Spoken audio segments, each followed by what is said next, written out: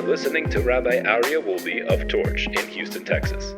This is the Jewish Inspiration Podcast. Good evening, everybody. Good evening. Welcome back to the Mussar Masterclass. We are going to continue the Gate of Torah, and we are on day number 185, on page number 959 in the Treasure for Life edition of the Orchos, Tzaddikim, the Ways of the Righteous. V'chol ze einam osim ato, ki kol echad rotza lilmod tosafos, v'chol chidushim, v'chidushe dechidushim, kodem sheyeda tzuras haTalmud. Im kein eich yatzlichu keven she'ose lehefech mima she'amru chachmei haTalmud. So this is, the author here is talking about the different methodologies that people use to study. And he was saying that one is specifically better than the rest. Let me explain. When you study Talmud, so the first you got to get the narration of the Talmud correctly, the story, get the basic outline. Then you can go deeper and deeper and deeper. But the real exciting part is when you get deeper and deeper into it, and you start seeing look at this connection to that Talmud, and that connection to here, and this connection to there, and this is not a contradiction to that, and you're able to go and really dig deep, and that's really gets really, really exciting in the study of Talmud. But some people don't know the basic of what the storyline is of the Talmud, and they just get into the fluff without the essence. My grandfather would also bring, the Talmud says that people make a lot of noise when it's empty. If you take a pushka, you take a tzedakah, a charity box, and you put in 2 coins in there, and you shake it up, it's going to make a whole lot more noise than if it's full. My grandfather would say, the more full you are with Torah, the less noise you make. The empty ones make a lot of noise, and it's something to understand that there's a process. I remember my grandfather had these 2 young yeshiva students came to visit him, and he asked them. This was probably right before Pesach. My grandfather asked them what they're studying in yeshiva, and they said what they were studying. He says, "Where are you holding in that Talmud?" And they were like up to page 4 in the Talmud that they started at the beginning of the semester 6 months earlier. They only made it 3 pages because it starts on page 2. They're only 3 pages into the Talmud. And my grandfather commented that you can't learn like that. You gotta get the full picture, because from so many trees you don't see the forest. You get too stuck on the details without understanding the broader picture. It can be very, very, very, very minimally beneficial to your study. Ki kol ma shenemar b'Talmud hakol emes. Everything that is written in the Talmud, and if you remember, in the previous episode of In the Gate of Torah, we talked about that everything that is written in the Talmud is true, because it's all based on the Mishnah, which is all based on the Torah. It's all sourced there, but it's also all of the notes that were written from generation to generation, all the way till the authors of the Talmud and the Mishnah. It's all emes, it's all truth. And we don't question it, and we don't change it. We don't add, we don't take away. Ve'alkein merov Torah halimud ha'iyun ve'hapilpol rabim porshim min halimud merov Torah hashmuos ve'adiktuk she'omer al peh ki omrim ma nucha lahavin tzvoros mibachutz. Because sometimes when people don't learn the Talmud appropriately, it becomes tasteless to them. We're now in our 106th episode of our Thinking Talmudist, of which we probably did 200. We only started publishing them 3 years ago. But it really is an incredible journey when you're able to learn Talmud and understand what it is that you're learning. Then it's very, very flavorful. It's not just opinions. Halavai shahayunu yodim masha betoch hasfarim. Halavai, meaning we wish we understood just what's written in the text, understood the text itself. V'im hayu lomdim mikvios yom v'layla azho yu lomdim v'hayu bikiyim betalmud v'hayu misaven lilmod ki hayu lahem lev lahaven bikal. V'hayu adam yachol lilmod la'olam nim v'lo nim tir v'lo tir. He says, and a person would be able to learn and understand even in a state of half wakefulness. A person would understand it right away. And then they would be able to derive fear of heaven from what they're learning.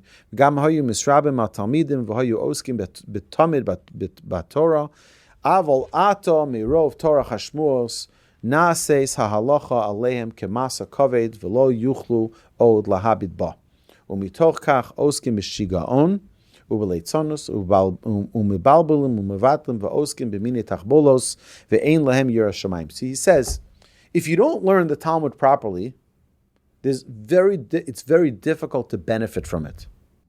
If you learn it properly, you will understand that every word that's written in the Talmud is truth, is emes, and that every word in the Talmud is divine, and you will also be able to derive from it fear of heaven, understand your relationship with God from it. Fear doesn't mean trepidation. Fear means having clarity. And every page of Talmud provides for the person who knows how to learn Talmud, it provides clarity. I have notes like this, not of my notes. My rabbi's notes that are the sources for the class that he was going to give each day. So every day he would write out, learn this piece of Talmud to this piece of Talmud. It'd usually be about 20 lines of Talmud. And then he would say, now look at the Rashi. And then he would say, look at this Tosafot, which is another commentary. And then he would say, look at this commentary, look at that commentary, look at this commentary, look at that. Why was he telling us to look at all those sources? Because he wants us to understand how to learn the Talmud. It's not enough to just, I read it, understood it, and goodbye. No. He wants us to understand how to derive wisdom from it. I can't even tell you how many times the best part of the study of the Talmud was when my rabbi would explain it in simple words. Forget the words of the Talmud. Take it now, apply it to your daily life. How does this apply to my daily life? That it's not just some esoteric conversation, some study of Kabbalistic ideas or Agadic ideas. It's something which is so relevant and so practical today, to me, now, in my day-to-day life. And this is how we need to study. Whenever we study, the Ramban writes in his letter to his son, he writes, the famous letter, he writes, Kasher takum anasefer, when you get up from the book, whenever you study, whenever you're learning something, look at how you can make it practical. Apply it to your life. So you're learning the Torah portion. All right? I think every person should have an English translation. You can get online, you can get from Art Scroll. They have a magnificent, my favorite, Chumash. Have this many years. This is the interlinear translation. So under every word is the translation. So it's amazing. You can't go wrong. You get the whole story. It makes sense. You learn the entire Torah. You read the Torah portion. You're like, wow. Right? Okay, that's great in concept, in an idea, in our mind. But how does this become relevant to me now, today? How do I apply this? That it doesn't stay in the realm of intellect and wisdom, but becomes practical. It becomes applicable to my daily life right here and now in the 21st century. That's the question. And that's what every single person should be thinking when they study. And by the way, it should be the same with every experience we have in our day-to-day lives. You have a conversation with someone. Is there something I can learn, something that I can apply to my life from this conversation? Is there something that I can change because of this insight? I learned a new computer program. Today everything's online. You don't learn any programs anymore. But imagine someone teaches you, is there something I can learn from this process? Is there something that can be added to the quality of my life from this? And if a person sees that there is, how do I apply this today? How do I make it real within me right now? V'amru beperek hasochas hapolim. And in the Talmud, where it talks about one who employs workers, Rav Zera Yisev b'tainis mea yom, Dilishtakach minei Talmud de Bavli ki hechi delo nitrida. Reb Zera, it says over there, he fasted 100 days to forget the Babylonian Talmud so that it not distract him by its disputations from assimilating the Talmud, the Jerusalem Talmud, the Talmud of Israel. Ve'amru nichshal adam be'avera achas v'nischayev miso l'shamayim. And what else? If one has gone astray in a certain transgression and has incurred the penalty of the death penalty by the hands of Hashem, what should he do so that he might live? Ma'yasa v'yichya im ha'yiragul ikrais daf echad liyom yikra shtei dapim o lishnos perek pam achas yishne pamayim o lilmoid perek echad yilmod shnei parakim alma rav girsa ikar ki im ha'ya ha'pilpul ikar litzok v'lahorim kol chatzi yom b'dibur echad. So he says like this: if a person realizes that he needs to improve and change his ways, what does he need to do? He says if he was accustomed to reading 1 page of Torah a day, he should now try to read 2. If he reviewed 1 chapter once, he should try to review it a second time. If a person would learn something, only he would learn one subject at a time, maybe he should try to review it a second time. We see then that it is the abundance of learning which is paramount. It means learn as much as you can. Don't say, I'm only going to learn 1 verse and I'm going to learn everything I can about this verse. And I'm only going to focus on 1 verse because there's a whole Torah. As the Torah tells us, I'm sure he'll bring this, it says, Aruka ke'eretz midah urechava k'mini yam. The Torah is wide like the sea, deep like the ocean. It is endless. It is endless how much Torah there is.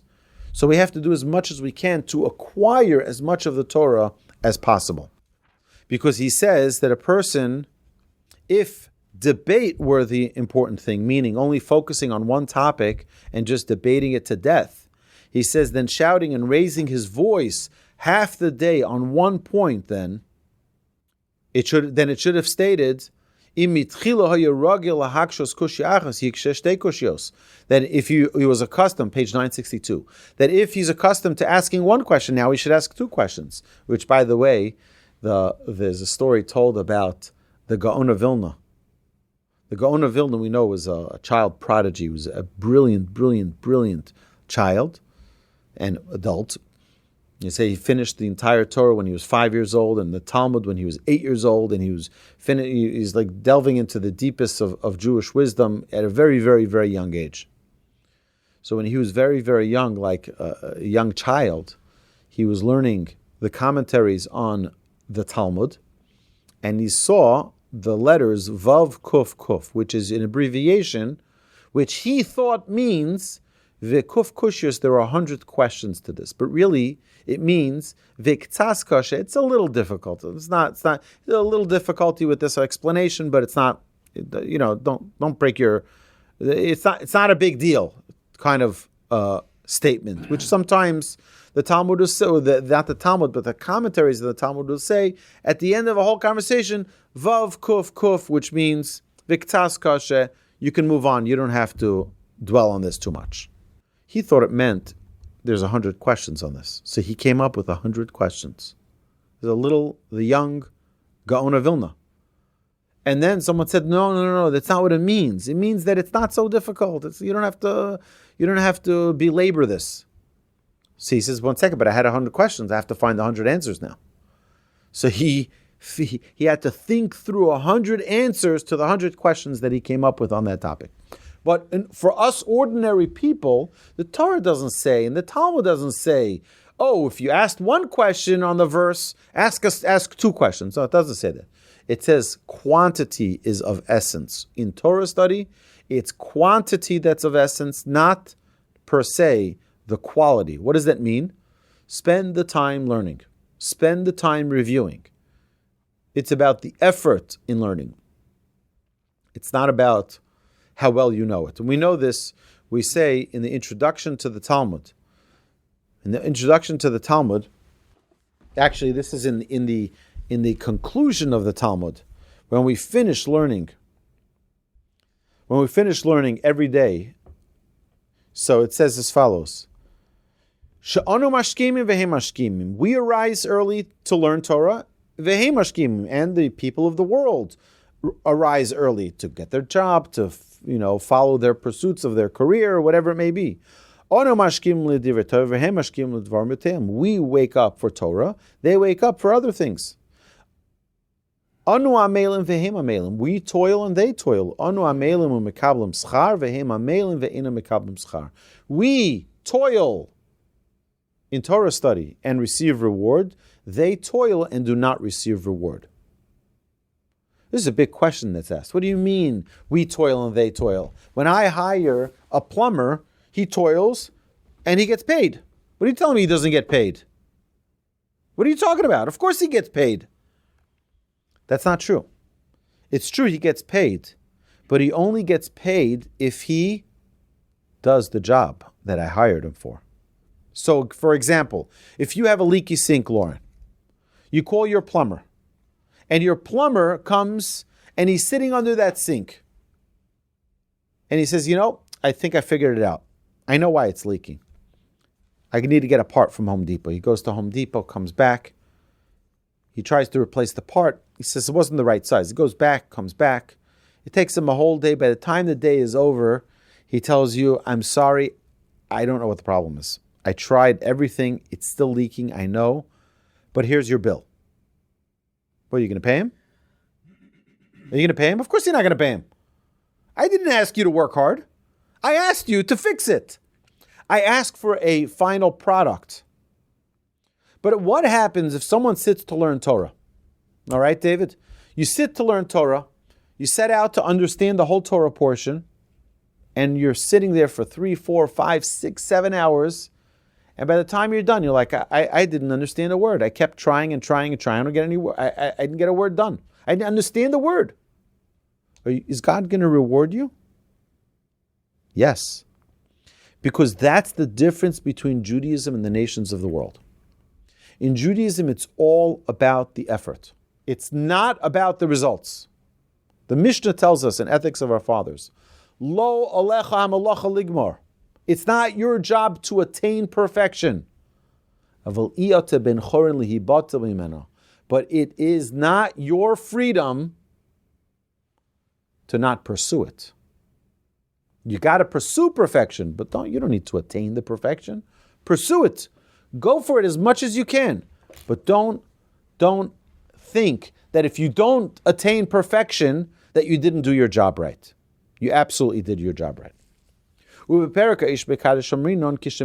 Meir Amar Rabbi Yehuda al yikonsu talmidei Rabbi Meir lekan shekanteronim heim. Right? What happened when Rabbi Meir died? The Talmud says, Rabbi Yehuda said the students of Rabbi Meir should not come in here. Why? Because they're argumentative. V'chol zeh shelo haya rotze lihisbatel migir saso. And all this because he did not want to be drawn away from his learning. For Rabbi Meir was exceedingly sharp, and his colleagues could not fully understand him. So they were always arguing about understanding the words of the Talmud. Od hasam Omer, Rabbi Yochanan, liban shel rishonim kepischa she'ulam. He says that the understanding of the early sages was as broad as the hall of the temple, which is a wide open hall. It was 60 feet wide the whole way. Rabbi Meir amdu chaverov al sof datov. Od hasam Amar Rabbi Yochanan liban shel rishonim kepischa she'ulam v'shel acharonim kepischa shel heichal. And then the later sages were as broad in their understanding as the sanctuary, not as the temple hall, which was considerably smaller. V'anu kamlo nekev machat sitkis. You know how our ability to be open-minded. You know how big our ability is for that? How broad our ability is? It's like the eye of the needle. And how small it is to get the thread through the eye of the needle? That's how limited we are in our capacity to understand. Ve'amar Rava said, Ve'anan ke'etzba b'kira l'svara. He said that we are like a tent pole stuck into a wall. It occupies that little space. And here are the different opinions of how they would define the limitations of our ability, of our capacity to understand Torah. Right? Our understanding of an argument is like a finger attempting to penetrate hard wax. Right? We know it doesn't go. It doesn't penetrate. But if you heat up the wax, you're able to put your finger right through it. He says that's our understanding. We're so limited in our access, in our comprehension of Talmud, of understanding the deeper reasons. Our forgetfulness is as effortless as the placing of a finger into a hole. It's so easy for us to forget our Torah. It's almost like, if you think of the words of our sages, and I highly recommend, look at the words of the Talmud, look at the words of the Midrash. It's unbelievable, spectacular. It's uplifting. But they didn't ever say a statement just in vain. Every statement they made was backed up by a source. They didn't just randomly, why did you say that? Well, I had a rough day and I just, no, there's no such thing. There was a reason why they said it. Everything was meaningful. Ve'achshav anan, he says, and us today, aniyei hadas ein onu yocholim lomar ke'etzba, ki im ke'even shayish. He says, today we're so impoverished intellectually that we cannot even compare ourselves to fingers, but to marbles in respect to our absorption of Talmud and of rationale. Ki im ke'even shayish legamara v'lesvara. Ve'ha de'amar b'perek b'memedlikin amar Rava b'shah shemachnisin adam ladin shalon so nasasa v'natata be'amuna pipalta b'chachma. So there's a famous Talmud, which I believe we did study in our Thinking Talmudist, of what are the questions that are asked to a person when they pass on from this world. When we pass on, we come in front of the heavenly tribunal. What do they ask us there? The first thing they ask us, were you honest in your dealings? Did you deal with business honestly? Second question, were you debatable in wisdom? Did you discuss wisdom? Or did you just have your intellect? This is the way I grew up. This is my understanding, and that's it. Maybe there's another perspective. We see that the greatness of Hillel and Shammai, the two houses of study, two major houses of study, they always argued with each other. But do you know what was the greatness of Hillel? The greatness of Hillel is that they always listened to Shammai first. They let Shammai speak. What's your opinion? Then they would debate it amongst themselves. They say, maybe Shammai is right. And then they were able to give their refutation to Shammai and present their own perspective. That's true wisdom. Because it's not just, listen, this is the... all the people that vote like me I like. And all the people that don't vote like me, I don't like. On the contrary, the way it should be, we talked about this many, many times, that if you want to grow in your personal growth, you want to grow in your maturity of understanding, having patience for other people. Find a friend who doesn't see things eye to eye with you politically, so someone who doesn't see eye to eye religiously, and take them out for coffee on your dime, and only discuss the things you dispute. They think abortion is great. You think abortion is terrible, right? It's murder, and everyone is so passionate about their opinion. Everyone has the right. My body, my right, my choice. Okay, everyone has got great arguments. Talk it out without getting angry, without being judgmental, without getting frustrated, without yelling and screaming, without... Just hear their perspective. You're not going to melt just because you heard a perspective that's not like yours. You're not going to explode because you heard it. That's what Talmud teaches us. When you study Talmud, do you know how you study Talmud? Our sages tell us it's like two knives. You don't sharpen a knife with thin air. You know what you do, how you sharpen a knife?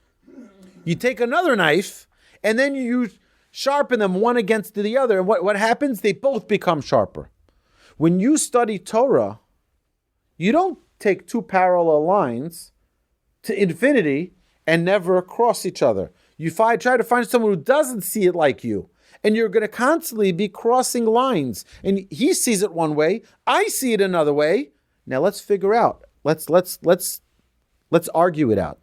Let's debate it out. That's what the study of Torah is. The study of Torah is not. I remember one of the most dramatic things in yeshiva was seeing two of the rabbis argue in understanding of the Talmud. I remember they were like fire and brimstone, passionate as can be. Their faces were beet red. They were arguing. But how can you say that? Because the Talmud says this. How can you say that? The Talmud says that. And each one had, but you have this first, but I have that first, but you have this halacha. And the Rambam says this, the Rambam says that, and this Talmud says that. And we were all students, young students, impressionable, 15-year-old students, and we see these rabbis arguing because this is life. They weren't arguing because I want my opinion to be right. I want the truth. And we're fighting to understand the truth. This is what Torah is about. Torah is Torah's emes. It's a Torah of truth. That's what it's about. I'm trying to get the truth. And if I'm wrong, I'm wrong. And then to see the rabbis smile and love each other and hug each other, embrace each other after that dispute in Talmud is the beauty of what it's about. It's not that I'm better than you. I have a different perspective than you. Two study partners who learn together, that is the benefit. This is what we would do in yeshiva. We would learn the Talmud, we would read it together, and we would translate it. And my friend, my study partner would say, one second, that's not how you translate this. You translate this with this. Well, Rashi says it like this, the Tosafot says it like that. And then you get into a whole conversation of looking at it from another perspective, which is what in the legal world, when you are arguing a case, the most important thing for you to know before you know how you're going to defend your client is you have to understand what the other person is saying. You have to understand their perspective. Only when you understand their perspective, you don't have to accept it, you don't have to like it, you have to understand it. Only then can you refute it. Only then can you overcome their argument. That's what Torah study is about. That's what the Talmud teaches us. And that's what our sages implore upon us, that responsibility in our Torah study. Don't just let it be, just learn it quickly, learn it, just get a basic understanding. No. Get deep into it. Get passionate about it. He says, Mashma shetzorach adam lefalfa. We see that a person has to debate in Torah. A person has to not just accept it. It means in our classes, technically what should be happening is say, Rabbi, how could you say such a thing? That's a contradiction to what you said last time. And we have to understand how it's not a contradiction, because there is no contradiction to the Torah. But it seemingly would be. Okay, so we have to discern what are the different perspectives of these two pieces of Talmud and how they differ. Zehu limud haGemara. This is the study of Talmud. Shemakshinon mishnayos al braisos u'metartzinon luhu. Where contradictions between the Mishnah and the Brisa are opposed and resolved, and to the fact that constant occupation with the study of Torah leads one to reason analytically and to make the appropriate deductions. No sein dato ledakte v'motze ta'amim. Ava leishev kol hayom lefatpeit peshita shelo lasos kain. Definitely, for a person to just schmooze and quibble, certainly is not what needs to be done with one's life. Yodim she'enam lomdim b'derech yeshara kimirov torah hapitputim shehem efatpetim. By just schmoozing around hem ispatlum legamrev leyasigu lilmod, then you don't get to study, you don't get to understand when you're just schmoozing about random things. Lo Torah, lo Nevi'im, lo Ksuvim, lo Agados, you will not be able to acquire any of these magnificent gifts. V'lo Mishnah, neither will you be able to study the Mishnah. V'lo Midrashim, and not the Midrash. V'lo Shum Chochma, machmas rov batlonos v'tachbolos shalahem. Okay, so now he says that a person needs to dedicate himself to the study of Torah. Torah study cannot be just a hobby. Torah study is not a hobby. Oh, I like going to Rabbi Wolbe's class. I go to Rabbi Wolbe's class. Every once in a while, I go to his class. Nice. Really nice. It makes me feel good. Right, Mark? Makes me feel good. Right? So I'll go to the class. That's not what Torah is about. Torah is about Kihem Chayinu. This is my life. Just like oxygen isn't optional, Torah study shouldn't be optional. Torah study is our oxygen. And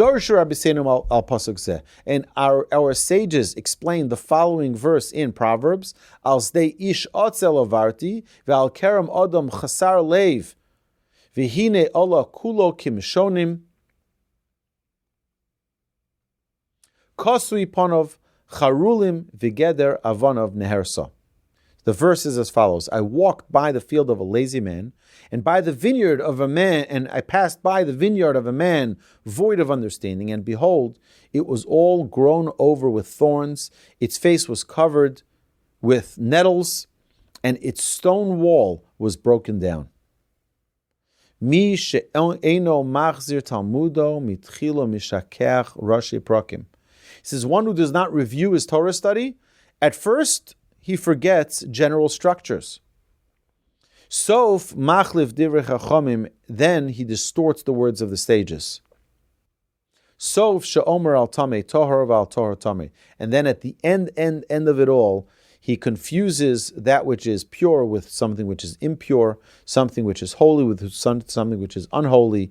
He swaps the halacha and doesn't know right from wrong. And this is destroying the universe. It's like people today who will do anything and promise you that their opinion of communism, their opinion of socialism, their opinion of capitalism, their opinion of war and peace and all of that is absolutely the only way.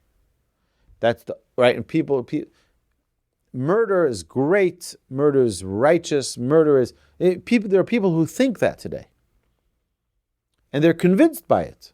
That's because they've distanced themselves so much from Torah, from what values, from morals, from ethics, and this is devastating.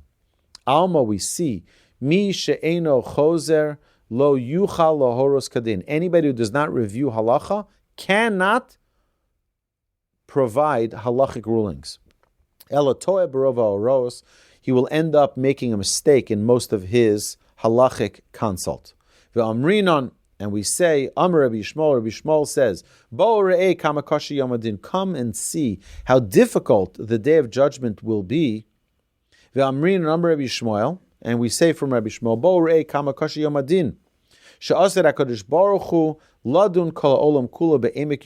where God will judge the entire world in the valley of Yehoshaphat. And as soon as a Torah scholar comes before the Almighty, Omerlo, he says, did you labor in the study of Torah? Omerlo, hein? He says to him, yes. The scholar says yes. Whereupon Hashem will say to him, Omerlo HaKadosh Baruch Hu, lefanai, Emorli ma koriso mashanisa umashamata biyeshiva. God's going to say to him, thank you very much for telling me the truth that you learned Torah. So now, please tell me what you read, tell me what you reviewed, and tell me what you understood, what you heard in yeshiva. Mikan amru kol ma shekara adam yetafus biyado. So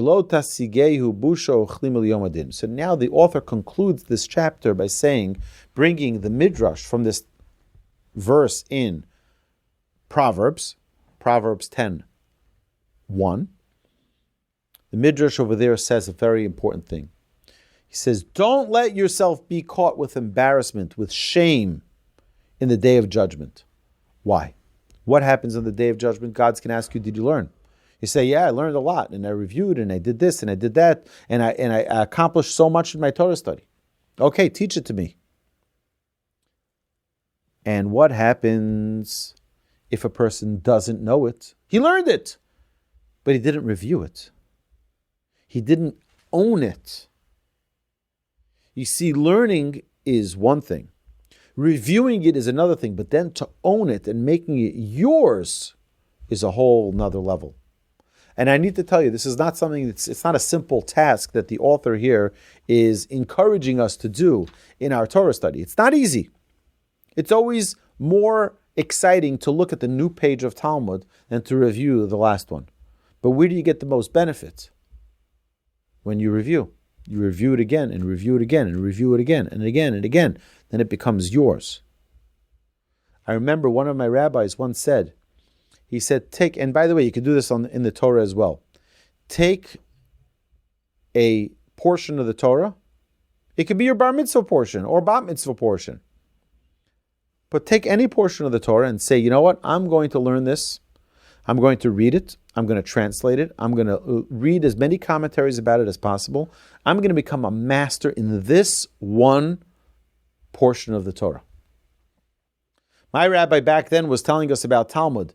Get one tractate of Talmud, make it yours. Make it yours. You own it. It's going to become your favorite piece of Talmud, your favorite tractate of Talmud. Why? Why did he say that? He explained. He said, because every time you learn, you will find a reference that relates to it. So you go to a class and they mention something like, I studied that in Genesis 1, verse number 12. I remember that from Genesis 1, and if you learn that first portion, that becomes your portion, because everything is connected in Judaism. It's not like, okay, now I'm going to learn something that's not connected to anything else relevant in Judaism. No, that's never happens. Everything is connected to everything. And whenever you're learning the tractate of Brachot, the tractate of Baba Kama is brought in, and from Proverbs is brought in, and from this Mishnah is brought in. From that, everything is connected. It all intertwines. It all makes sense. It's all perfect. And that's the goal. My dear friends, the goal of our study, this is the bottom line. We talked about this in our lunch learn today. We talked about how sometimes it's just important to zoom out. So from all the trees, you're able to see that there's actually a forest. Sometimes we get so stuck in the nitty-gritty details, we don't see the forest from the trees. And that's a big challenge. We have to be able to see the big picture here. So what we did when we studied Talmud, the first thing we did was pull out the Chumash. Okay? We'd pull out the Torah and say, okay, this entire book of Talmud is going to explain one verse, which happens many times. You have many books of the Talmud that each are dedicated to one verse in the Torah. One verse. A whole book. And it doesn't even fully, completely explain everything to you. You got to figure it out on your own. It's fascinating. On one word that Esther said to Achashverosh at his party, when he said, I'll give you up to half the kingdom. And she says, okay, so then let's have a feast tomorrow. You and Haman and me. Right? That's what Esther says. We brought the Talmud. It brings 12 opinions about what that meant. 12 opinions about what? 3 words. And then the Talmud says, and one of the Tanaic sages met with Elijah the prophet. He says, which one of those 12 opinions are correct? He said all of them. She had in mind all of them. All the different aspects. Each one saw it in a different aspect. All of them were hers. Fascinating. Every single word in the Torah is precious. Every single word in the Torah is meaningful. It explains the will of Hashem. If our goal and our mission in life is to understand and to gain clarity in what does God want from me, then we are the luckiest people in the world. And we are. Because God gives us the explanation. God tells us in His Torah exactly what we're searching for. If you ever see someone leave the study hall excited and energized, I'll tell you why. It's because they found understanding, they found purpose, they found meaning in their study. That's the goal. The goal is for Torah the Torah is not dry. The Torah is life. I want to read to you. Here we go. Got it right here, so I don't have to leave my desk. Thank you. This is from my grandfather's book, his opening chapter, his first chapter. I'm going to translate it to you. We're going to learn it together here. It's about the study of Talmud. It's about the study of Talmud. And we think, oh, Talmud, it's Aramaic. That's not my pet peeve. You know what I'm saying? It's not my most exciting thing to do, read books in Aramaic. Right? Typically, I'd read books in languages I understand. So what does he bring? He brings the Midrash. The Midrash says, this is how he starts off the first chapter in his first of the two books that he writes. If Torah, that we know this in Psalms, King David says, Lule sorashcha shashoy, if Torah wasn't my joy, Amru Yisrael alule torascha shahaisa imi v'hi shashoy zavadati be'ani. So what does King David say? If Torah wasn't my joy, I'd be lost. I'd be lost. V'chein Moshe Omer, Moshe said, Berov sharape b'kirbi, la'olam lo eshkach b'kudecha, heim chaim liYisrael. Torah, you know what Torah is? Torah is life for the Jewish people. It's our oxygen. Alule hi lo chaim. If you didn't have Torah, you wouldn't have life.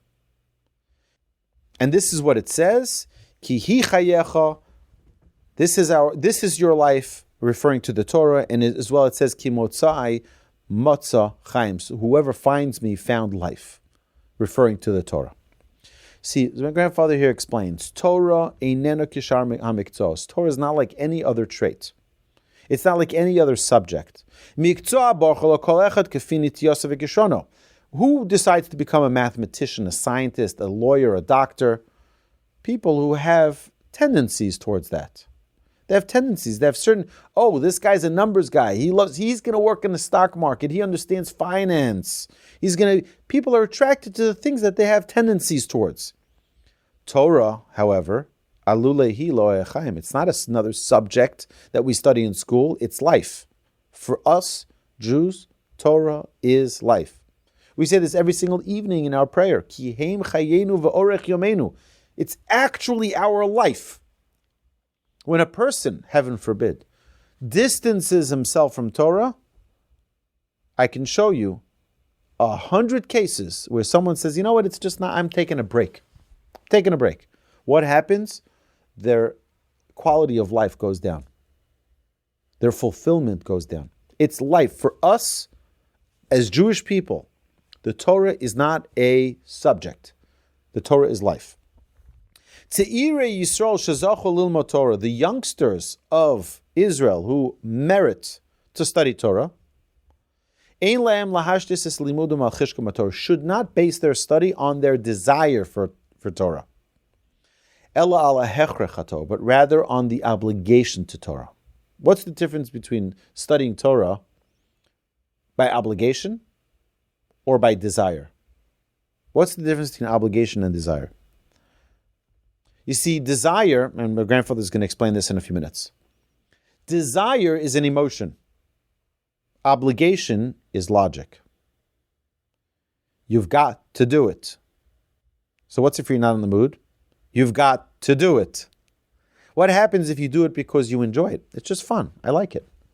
What happens if you're not in the mood? Out the window.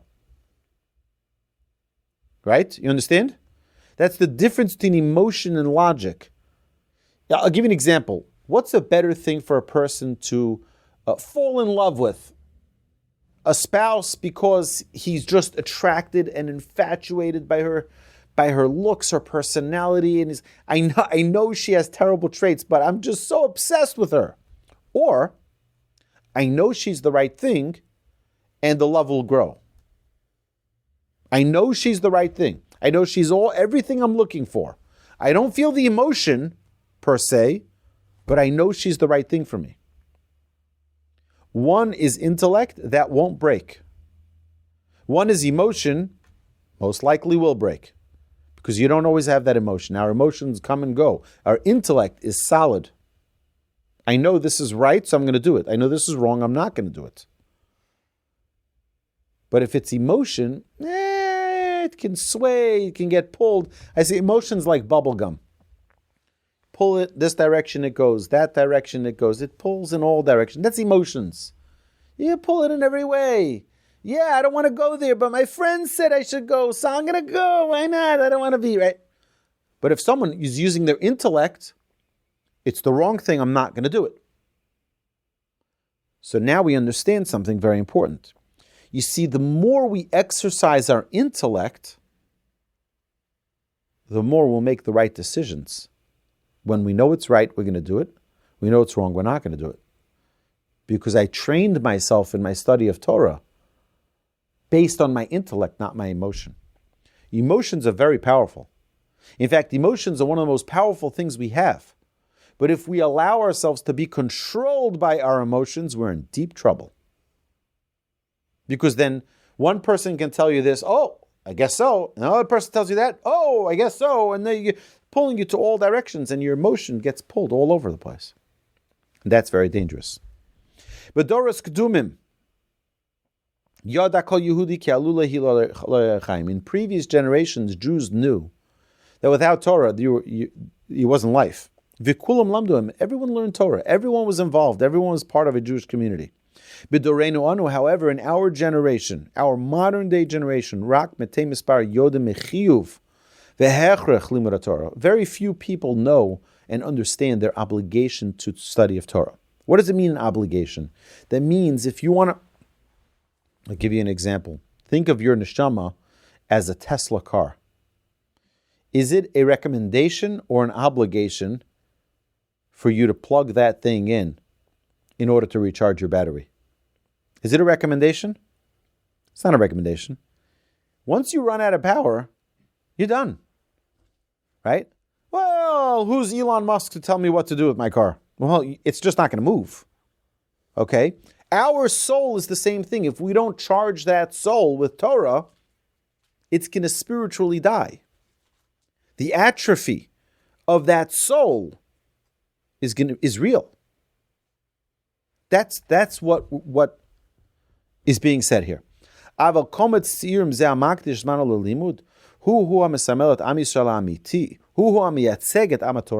know what the representation of the Jewish people is?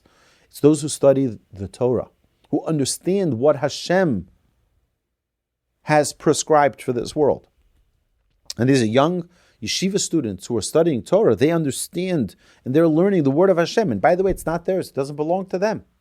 It belongs to each and every one of us. Mo Rasha Kehilas Yaakov. It doesn't belong to the yeshiva students. It belongs to each and every one of us. There was a member of Knesset, a secular member of Knesset. She stood up from the podium of the Knesset. You know, there's this big argument now whether or not the yeshiva students should go serve in the army. So she said, I have no problem with every single yeshiva student being enlisted to the military. But who's going to study our Torah? If you're ready to take every secular child and demand that he go learn Torah, then I'll do it. Because someone has to stay at the guard of the Torah. Someone has to be studying Torah all day, all night. And if it's not going to be the yeshiva students, then you're going to have to get the kids from the kibbutz to go study Torah. That someone has to stand at the guard. We have to understand that it's the central mechanism of Judaism, the study of Torah. Al yachshov ki hu bachar b'sefer. So someone who is studying in yeshiva, don't think you just picked a nice school, an academic school of Torah study. Right? You can go for electronics, and you can learn science. Excuse me. You can learn engineering. You can learn law. You can learn medicine, and you can learn Torah. No, it's not the same. We have to know that the study of Torah is not another topic. It's not another subject in our notebook. It's life. Ha'emeti. The truth is, ki alule Torah ein chayim. Without Torah, there is no life. Lilmod Torah parus al kol echad ve'echad miYisrael. Hacheshek bo yavo, aval hatchala hi ha'ichrech. The first part of studying Torah, which is an obligation for every Jew, is to obligate myself to study Torah. I got to learn Torah. Yeah, but it's not so much fun. It will become fun. But it starts with the obligation. It starts with dedicating myself. I need to commit time every single day to the study of Torah. It could be 5 minutes, 10 minutes, an hour, 2 hours, 5 hours. But I need to learn Torah. Because otherwise, I'm unplugged. And I need to be plugged in to charge my battery. And the longer we charge, the more power we have in our connection with God. Now, does that mean that that's the only way a person can connect to God? No. It's one of the commandments, one of the major commandments of the Torah, but it's only one of the commandments. We have 613 others, or 612 others. And we have to perform the other mitzvahs as well. But how are we going to know how to perform them if we don't learn them? So as a summary to this chapter, and now my dear friends, before we resume next week with our final chapter in our journey here, we're going to learn the gate of fear of heaven. And I think that this is really, really a momentous occasion for us to be finally reaching the end of this book, this final chapter. We only have 11 days. 11 days of our study, where we stop by day. Next chapter we begin is the Gate of Fear of Heaven, day number 186. And I congratulate all of you. I want to thank you for being my rock, because if you weren't here, it would be very hard for me to learn this all by myself, right? So, this is an incredible joy. I would love to throw a party when we're done this book. So those of you who are not part of this study, jump on the bandwagon now. Join us on torchzoom.com. Join us on the podcast. Join us live here in the classroom at the Torch Center, because this is going to be an incredible conclusion, the 28th gate of the Orchos Tzaddikim. With that, my dear friends, we conclude tonight's program. You've been listening to Rabbi Aryeh Wolbe on a podcast produced by Torch, the Torah Outreach Resource Center of Houston. Please help sponsor an episode so we can continue to produce more quality Jewish content for our listeners around the globe. Please visit torchweb.org to donate and partner with us on this incredible endeavor.